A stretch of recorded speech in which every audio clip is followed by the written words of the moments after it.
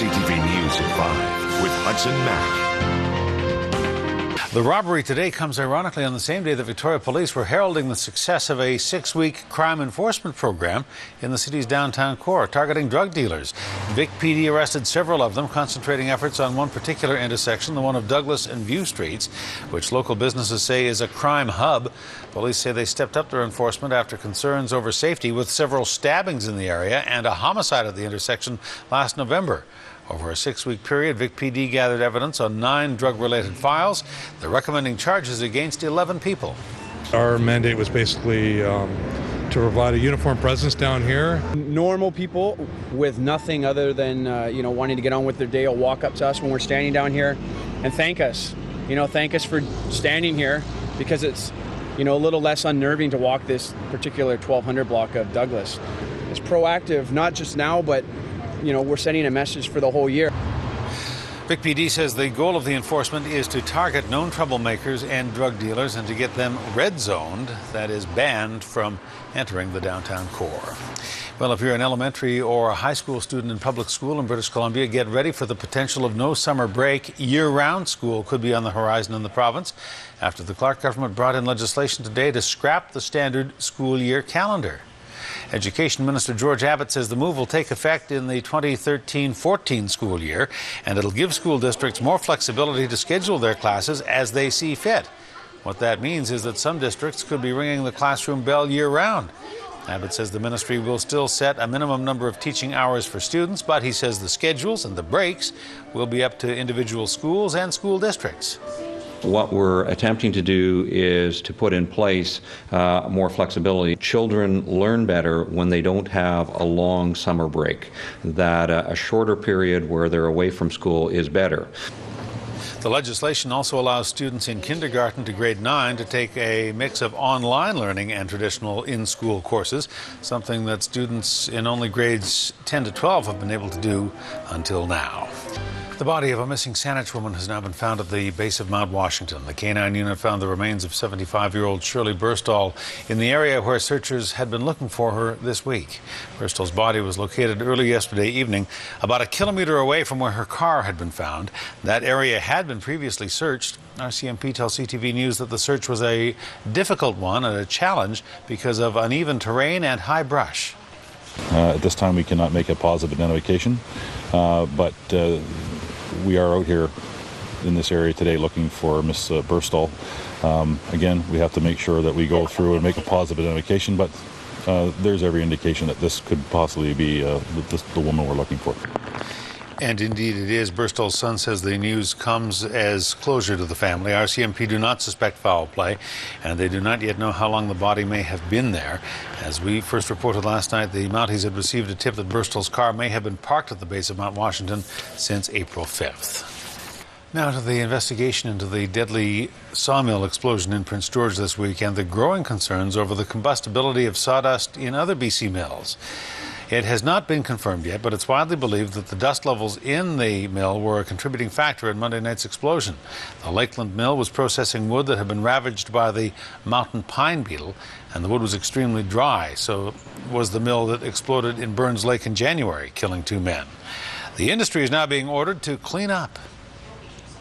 We're asking them to pay particular attention to issues of dust, accumulated dust and combustibility, and potential sources of ignition. If one of the considerations was around an explosion related to, a buildup of sawdust, it doesn't seem that was dealt with in any way. They're just doing that now after the second explosion. So it does raise questions.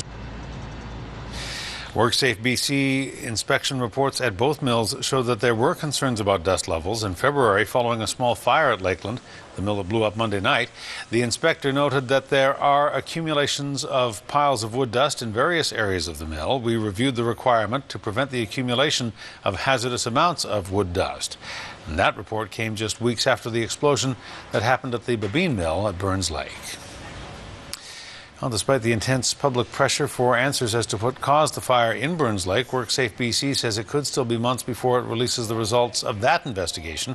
And in Prince George, the fire chief says it could be another 24 hours before the mill site is turned over to WorkSafe BC. Well, there are hundreds of people in Nanaimo who are getting ready to lace up their shoes for the May 6th Bell Walk So Kids Can Talk event. The walk happens in cities and towns across the country, raising money for the Kids Help Phone. It all began in 2002 and now is in its 12th year, with 40 walks being held across the country. The money helps fund a vital link for children who are facing tough problems. Kids Help Phone is Canada's toll-free and online counseling and referral service for children and youth. Children and youth can phone in with any issue that they're dealing with, whether it's extreme issues such as bullying, depression, thoughts of suicide, or whether they just are lonely and need someone to talk to. The walk in Nanaimo is May 6th at the Country Club Centre. Registration opens at 10. The walk begins at 11, and there'll be entertainment, including performances by an 8-year-old girl who believes strongly in supporting the cause. At the beginning, I'm going to sing the national anthem, O Canada, and then around the end, at the entertainment, I am going to sing Mean by Taylor Swift. I think it's really important that kids should talk to somebody if they have problems, and I think it's really important, this walk.